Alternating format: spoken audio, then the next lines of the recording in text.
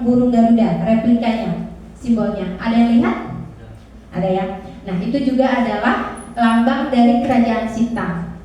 Untuk sejarahnya sendiri, dulu pasca kemerdekaan, tepatnya tahun 1946, Panda Harahap mengusulkan kepada I.R. Soekarno untuk dibuatkan lambang negara Indonesia. Kita sudah merdeka nih, kok belum ada lambang negara? Begitu kata Panda Harahap. Nah, Soekarno sebagai presiden pada saat itu mengusulkan kepada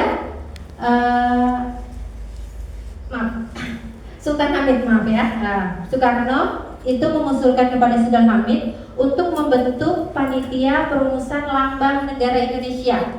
Sultan Hamid sendiri adalah putra sulung dari kerajaan Al-Qadri di Pontianak. Kakak-kakak bisa lihat fotonya Sultan Hamid yang berwajah tampan, keturunan Arab ya. Dia adalah putra sulung dari kerajaan Pontianak, kerajaan atau Kesultanan Al-Qadri Pontianak.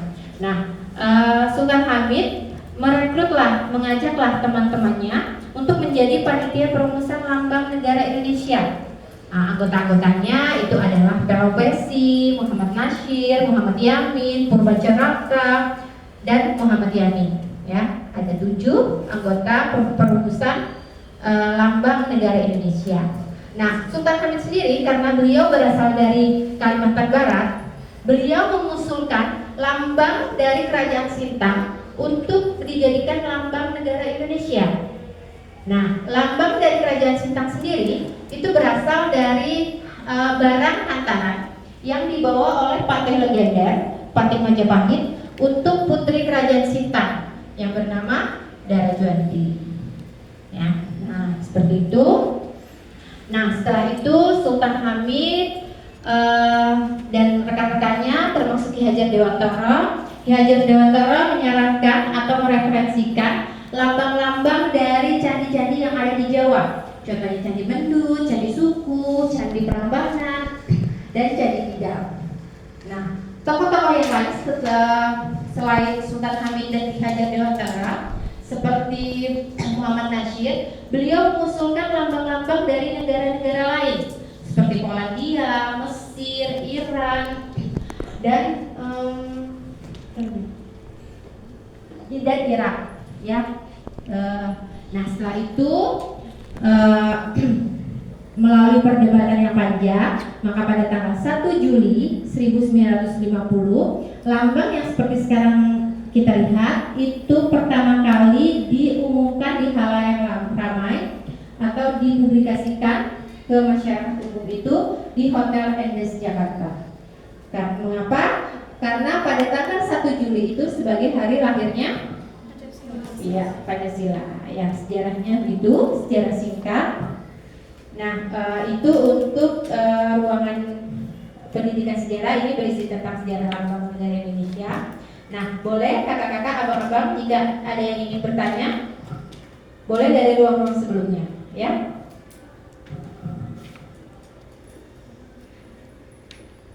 Ada yang mau bertanya?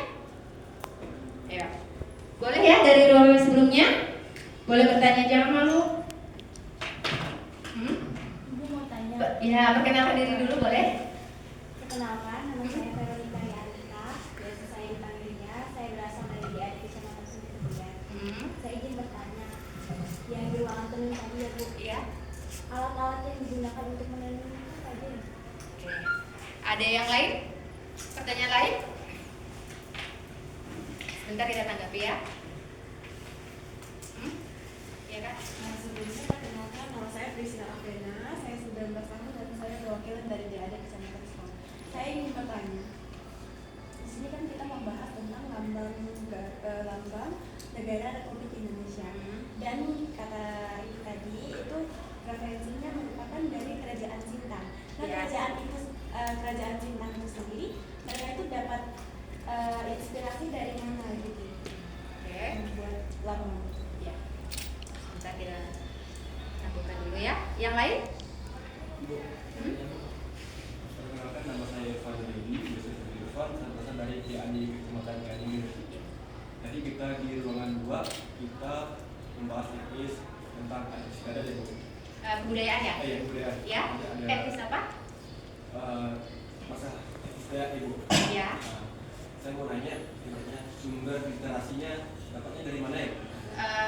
Di Fitrin apa atau keseluruhan? Keseluruhannya. Keseluruhan. Oke. Ya, saya tanggapi ya. Untuk pertanyaan pertama mengenai kain tenun ikat tadi di ruang kain tenun ikat, apa aja sih alat-alat yang digunakan untuk menenun? Benar?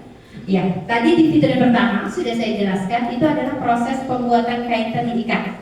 Tadi juga ada alat-alatnya. Yang pertama alat pemintal,